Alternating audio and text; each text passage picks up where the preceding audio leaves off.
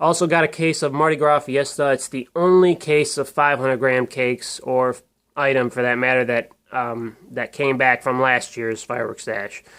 This is one of my favorite 500-gram cakes, as I mentioned before.